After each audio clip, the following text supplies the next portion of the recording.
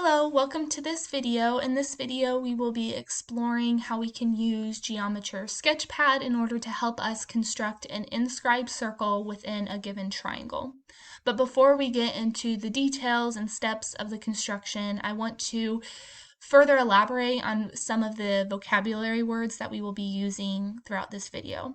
So the first word is the meaning of an inscribed circle. So that means that the circle lives inside another polygon, which in this case is a triangle, and the point of a circle will hit each of the three sides of the triangle. So there will be 3 points of the circle that lie on each of the sides of a triangle.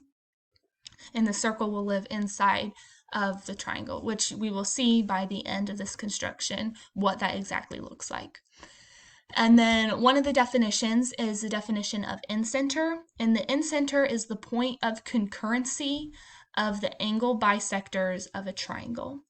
So a triangle has 3 angles, therefore we'll have 3 angle bisectors, and the point of concurrency is where all 3 of these angle bisectors will intersect in one common point, and this common point is called the incenter. And it so happens that this incenter, that point of intersection, will be the center of our inscribed circle that we are looking for. So we will first look to find the incenter and then create a circle using that point as the center. Okay, so now that we've reviewed some vocabulary terms, let's dive into this construction. So as with any construction, we want to first start with the given information. And the given information in this case is a triangle. So I would get your line segment tool and construct any type of triangle. It can be right, obtuse, acute, it doesn't matter. And I just make sure that you click on each point and connect it to the next point so that we have a closed figure here. And then I'm going to right click and click show label so that each of the 3 vertices of the triangle will be labeled so that we can clearly reference it as we go throughout this construction.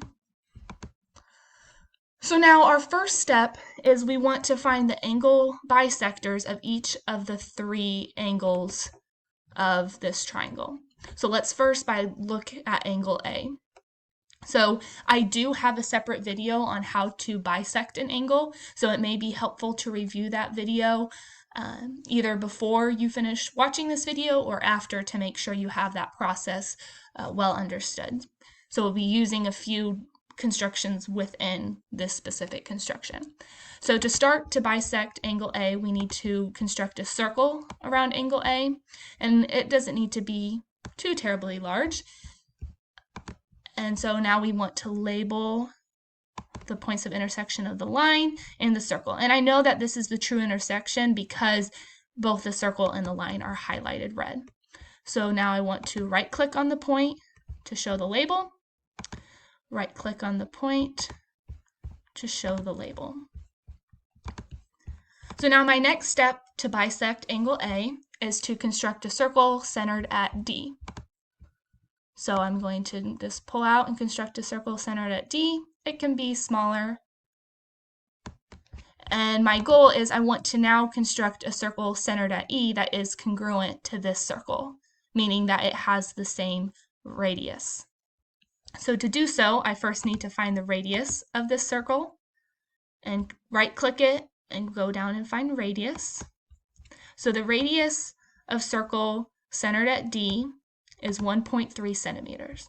So I need my congruent circle to be centered at E and to have the same radius.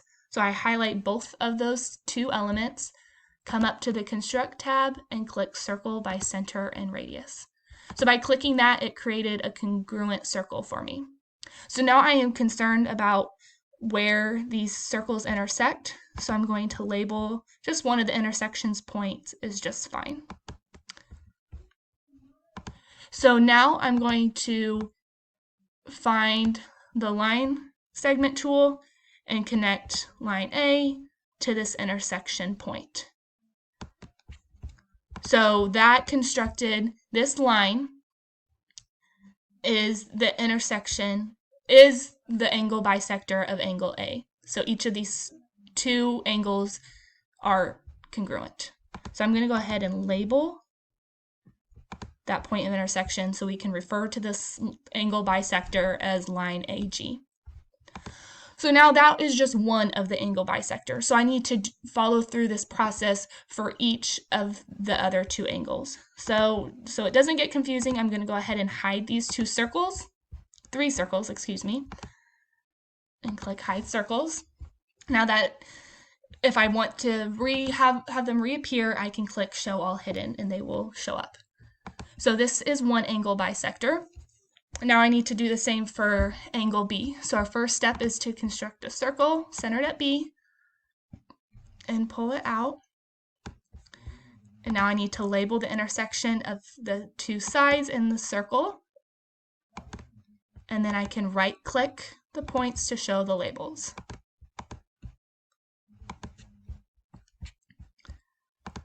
So now, like we did down here, I need to create two congruent circles, one centered at H and one centered at I. So it doesn't matter what one you do first. I'm going to do around I and pull it out. I just want it at least halfway so I know that they will intersect, so I can find that intersection. So I need to right-click to find the radius. And the radius of circle centered at I is 1.27 centimeters. So I want the circle now centered at H with that radius, make sure it's highlighted purple, and come up to construct and click circle by center and radius. So now I have two congruent circles here, one centered at I and one at H, and now I'm concerned about that intersection point. So I'm going to make sure both are highlighted red, right-click it to show the label, and now my last step is to connect the vertex B to that intersection point K. So now I have my second angle bisector. So I'm going to go ahead and hide these three circles, go up to Display, and click Hide Circles. So now I'm almost done creating the angle bisectors. I need to do the same process for C. So create a circle, label the intersection points, and then right-click on each of them to show the label. So we have a lot of letters going around, but they are helpful in order to keep each of our points straight. So now I need to create two congruent circles, so I'll do one around L, and now I need to right-click on L to find that radius. So the radius of the circle centered at L is 1.09 centimeters. So now I need to have that radius, a circle with that radius centered at M. So make sure both M and the radius you want is highlighted. Come up to Construct, Circle by Radius, and now I just need to label that intersection, one of the intersections of those two circles. And right-click it to show the label. And now I just need to create a line that goes through the vertex and that point of intersection of those two circles.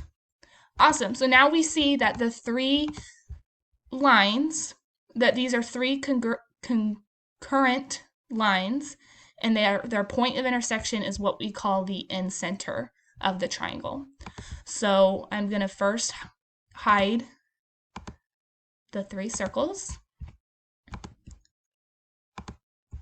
And now I'm going to label that point of intersection here.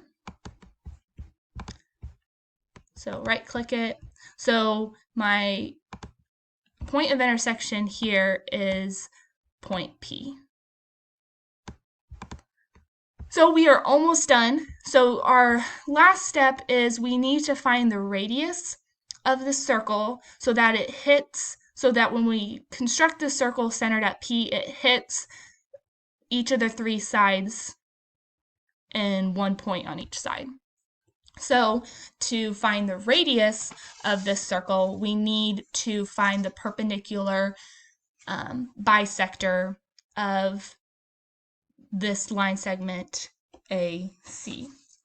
So to So we just need to find the perpendicular line, not a bisector. It will not be a bisector of line segment AC. We need to find the perpendicular line from point P to either one of the three sides of the triangle. So I'm going to do to line AC.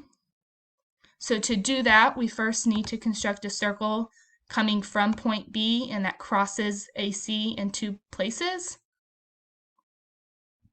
So I'm just going to come out. I'm trying to keep it away from some of the points that we already have on line AC so that it doesn't get too jumbled. I know it's confusing, but hopefully it's making sense. So I'm going to label a point where the circle and line AC intersect. So they're both red, so that's good. And both are red, so that's good. And I'm going to right click to show the labels of these points. So I'm looking at point R and Q here. So now my next step is to construct two congruent circles, one around centered at Q and one centered at R. So I'm going to construct a circle at Q, at least go halfway between Q and R. And now since I want a congruent circle, I need to find the radius of the center of the circle centered at Q. So now I want that circle to be centered at R with that specific radius, so make sure it's highlighted. Come up to construct the circle by the radius.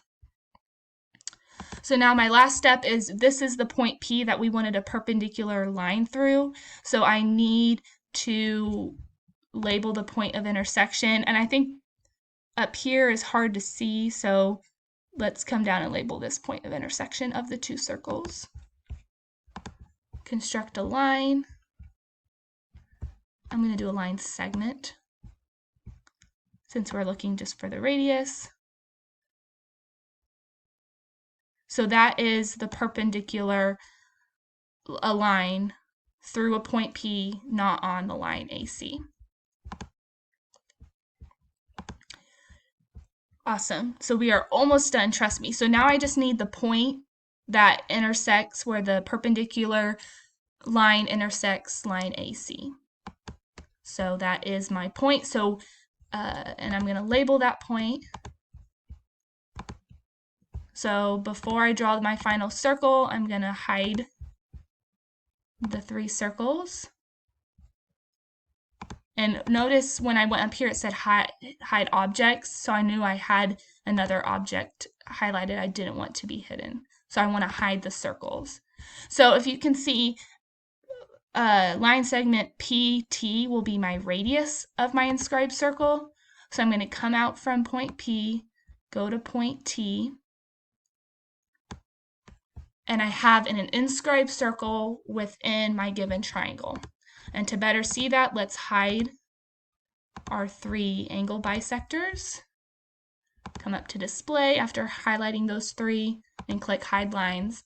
So now you can see that I have an inscribed circle that hits each of these three lines in one point. And for example, it hits line AC at T to form that circle.